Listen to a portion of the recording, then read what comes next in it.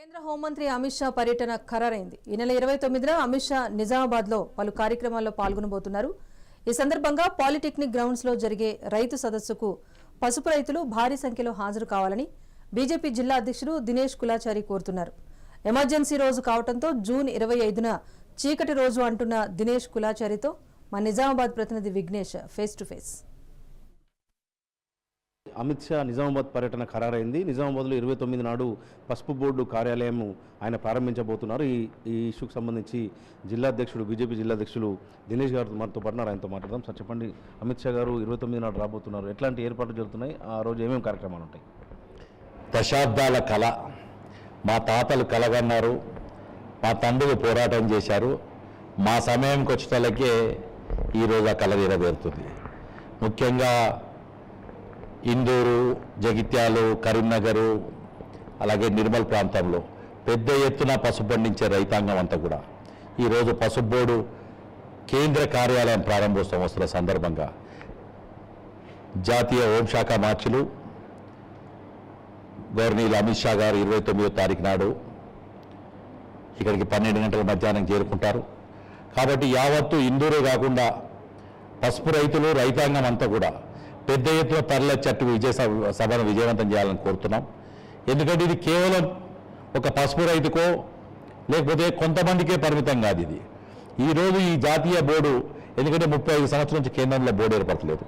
ఈరోజు ధరంపూరి అరవింద్ గారు 6 సంవత్సరాల కింద బాండ్ పేపర్ రాయించి నరేంద్ర మోడీ గారి మీద నమ్మకంతో ఆ రోజు బాండ్ పేపర్ రాయడం జరిగింది.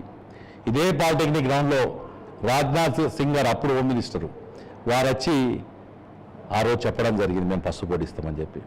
అదే పాలిటెక్నిక్ గ్రౌండ్లో మరొక్కసారి మళ్ళీ హోమ్ మినిస్టర్ ఇప్పుడు అమిత్ షా గారు ఉన్నారు, వారు వచ్చి ప్రారంభిస్తున్నారు. ఇది భారతీయ జనతా పార్టీ. నమ్మకం పెట్టుకుంటే 100% మనం దాంట్లో పనిచేస్తాం. కాబట్టి నేను ప్రతి ఒక్కరికి విజ్ఞప్తి చేస్తున్నాను, మీరు ఏదైతే 29 తారీఖు నాడు మధ్యాహ్నం 12 గంటల వరకు పాలిటెక్నిక్ గ్రౌండ్కు పెద్ద ఎత్తున తరలి రావాలని చెప్పి ప్రతి ఒక్క రైతు సోదరిని కోరుకుంటున్నాను. మరొకసారి చెప్తున్నాను, ఎందుకంటే మనం చూస్తున్నాం ఈరోజు 50 సంవత్సరాలు ఎమర్జెన్సీకి అయిన సందర్భం. ఈ అమిత్ షా గారు వచ్చిన రోజు కూడా ఎంపీ ధర్మపురి అరవింద్ గారి తండ్రి డి శ్రీనివాస్ గారి విగ్రహావిష్కరణ కూడా ఉంది. ఆ రోజు అదే రోజు మన జిల్లాకు మహానేత, ఎందుకంటే ఒక మామూలు బ్యాంక్ ఎంప్లాయీ నుంచి ఒక రైతు బిడ్డగా పుట్టి ఈ రాష్ట్రానికి ఎమ్మెల్యేగా, మంత్రిగా, పిసిసి అధ్యక్షుడిగా, రాజ్యసభ సభ్యుడిగా ఎన్నో పదవులు అనుభవించి ఈ ప్రాంతంలో ఎంతోమందికి రాజకీయ భిక్ష పెట్టి ఈ ప్రాంత అభివృద్ధి కోసం అహర్నిశలు కష్టపడ్డ ఒక బలహీన వర్గాలు కాదు, యావత్తు ఇందూరు జాతికి ముద్దుబిడ్డ అయిన ధరంపూరి శ్రీనివాస్ గారి విగ్రహాన్ని ఆ రోజు వాళ్ళ కుమారుడైన అరవింద్ గారు అటు విగ్రహాన్ని ఏర్పాటు చేయడం జరిగింది. దానికి రాష్ట్ర ప్రభుత్వము, ముఖ్యంగా జిల్లా యంత్రాంగం కూడా స్థలము మిగతాది కేటాయించడం, మున్సిపల్ వాళ్ళు పెడెస్టల్ కట్టడం, ఇవన్నీ కూడా జరిగాయి.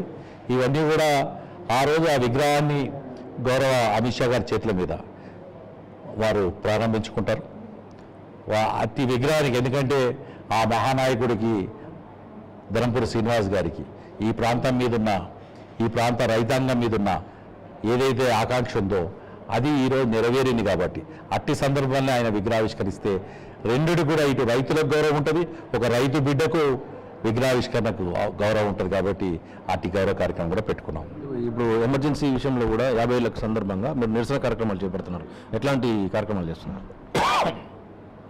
మనందరం కూడా మొఘళ్ళ మీద పోరాడం, నిజాంల మీద పోరాడం, బ్రిటిషుల మీద పోరాడం, ఎంతోమంది కొన్ని లక్షల కోట్ల మంది యొక్క ప్రాణత్యాగం చేసిన తర్వాత ఏర్పడ్డ భారతదేశం, ఇందిరాగాంధీ అని కాంగ్రెస్ పార్టీ నాయకురాలు ప్రధానమంత్రిగా ఉండాలనే కోరికతోని, ఈ దేశంలో రాజ్యాంగాన్ని మార్చాలనే ఆకాంక్షతోని 1975 జూన్ 25వ తారీఖు నాడు ఎమర్జెన్సీ విధించడం జరిగింది. అట్టి బ్లాక్ డేని 21 నెలలు, ఇవాళ నుంచి 21 నెలలు వారు ఆ రోజు 75లో 21 నెలలు బ్లాక్ డే ఇచ్చారు. బ్లాక్ డే సందర్భంగా దేశంలో ఉన్న ప్రతి ఒక్కరిని, ప్రతిపక్ష నాయకుల్ని, ప్రశ్నించే గొంతుల్ని, ప్రశ్నించే పేపర్లను, ప్రజా కాలం విప్పే పేపర్లు ఉండే అప్పుడు అన్నీ కూడా పేపర్లను పత్రికలను కరెంట్ కార్డు చేయడం, వాళ్ళని దగ్గర రానియకపోవడం. అంతేకాకుండా 83 లక్షల మందికి భారతీయులకు ఆ రోజు కుటుంబ నియంత్రణ ఆపరేషన్ చేశారు ఎమర్జెన్సీలో.